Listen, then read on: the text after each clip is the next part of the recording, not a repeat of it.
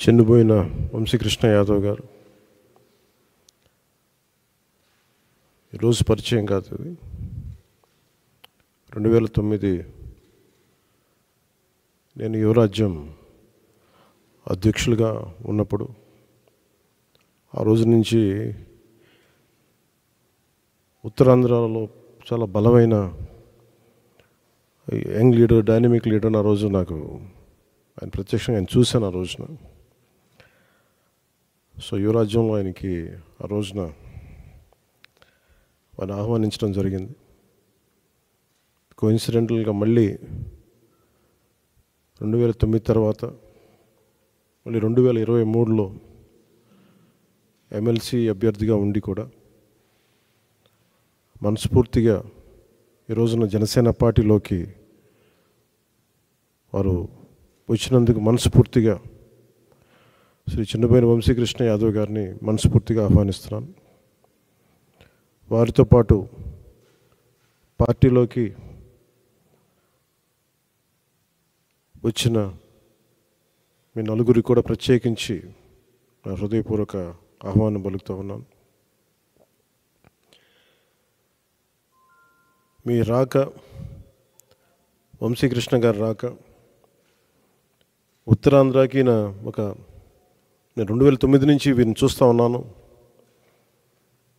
చాలామంది ఆ రోజుల్లో ఇంక్లూడింగ్ తెలంగాణలో కూడా చాలామంది యువరాజ్యంలో ఉన్న వ్యక్తులు చాలామంది కీలకమైన నాయకులు అయ్యారు ఈ రోజున, అటు తెలంగాణలోనూ ఇటు ఆంధ్రాలో. సో ఆ కోవకు చెందిన శ్రీ వంశీకృష్ణ యాదవ్ గారు మనస్ఫూర్తిగా మళ్ళీ ఇంకొకసారి రావటం, ఇందాక ఆయన అన్నట్టుగా తిరిగి సొంత ఇంటికి నేను వచ్చినట్టుగా ఉందంటే మనస్ఫూర్తిగా నేను అదే దృష్టితో చూస్తూ ఉన్నాను. ఇది అలాగే ఆయన వచ్చిన విధానం నాకు చాలా నచ్చింది. ఏ సమస్యల మీద ఇవన్నీ ప్రస్తావించకుండా భావజాలం ఇది మరింతగా ఆకట్టుకుంది. ఆయన పార్టీలోకి రాకముందు చర్చల మీద నేను అర్థం చేసుకుంది. వైఎస్ఆర్సీపీ పాలన గురించి వీటి గురించి ఏమి కాకుండా నేను ప్రత్యేకించి ఇంతకుముందు ఎట్లాగైతే ఆకర్షితున్నాయి నేను 2009లో వచ్చాను, అది కూడా చాలా స్వల్ప తేడాతో ఓడిపోయారు విశాఖ తూర్పు నియోజకవర్గం నుంచి. 2014 కూడా అదే పరిస్థితి. కానీ పోటాపోటీగా మళ్ళీ ఎమ్మెల్సీ ఎన్నికల్లో పోటీపడి గెలిచి ఆ విజయం మరి ఇలాంటి బలమైన నాయకుడిని జనసేనకి మనస్ఫూర్తిగా ఇష్టపడి వచ్చినందుకు ఇంకొక మారు మనస్ఫూర్తిగా ధన్యవాదాలు తెలుపుకుంటూ, ఏ నమ్మకంతో అయితే జనసేనలోకి వచ్చారో మీకు మనస్ఫూర్తిగా నేను వ్యక్తిగతంగా పార్టీ పరంగా భరోసా ఇస్తున్నాను. మీకు అండగా ఉంటాం.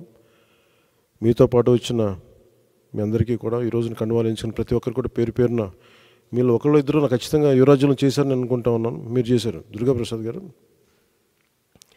సో మీ అందరికీ మరోమారు మనస్ఫూర్తిగా స్వాగతం పలుకుతూ, నేను చూస్తుంది మీకు ఆయనతో పాటు గత దశాబ్దన్నర కాలంగా ఉన్నారు కాబట్టి ఆయనకి ప్రత్యేకించి మీకు చెప్తున్నాను. ఇది ఆయన్ని నేను ఒక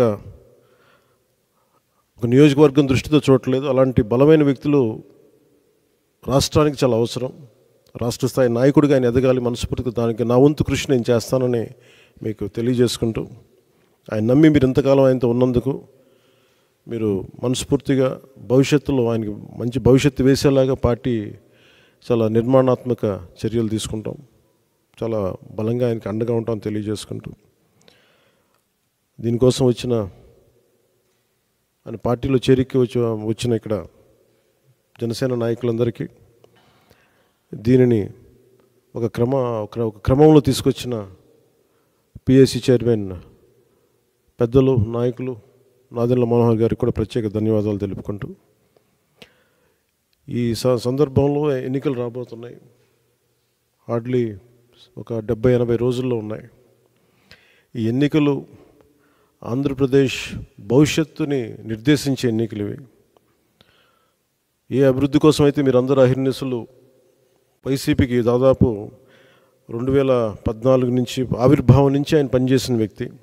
అంటే మీ అందరి ఆశలు కూడా ఉత్తరాంధ్ర అభివృద్ధి కానీ మీ వ్యక్తిగతంగా మీరు ఎదగడంతో పాటు ఉత్తరాంధ్ర అభివృద్ధి, రాష్ట్ర అభివృద్ధిని ఆకాంక్షించే మీరు చేశారు. అది ఎంతవరకు జరిగిందనేది మీకు అందరికీ తెలుసు. కానీ మీ ఏ ఉద్దేశం కోసం అయితే మీరు రాజకీయాల్లోకి వచ్చారో, ఏ ఉద్దేశం కోసం అయితే ఒక పార్టీని యువరాజ్యం తర్వాత మళ్ళీ మీరు నమ్ముకొని వైఎస్ఆర్సీపీలోకి వెళ్ళి చాలా అండగా నిలబడిపోయారు.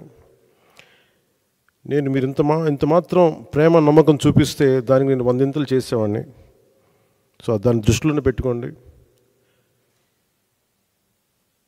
ఇది ప్రత్యేకించి సందర్భంలో చాలా మాట్లాడాలని ఉంది, కానీ ఇంకా సమయం ఉంది, వాటి గురించి మాట్లాడతాను.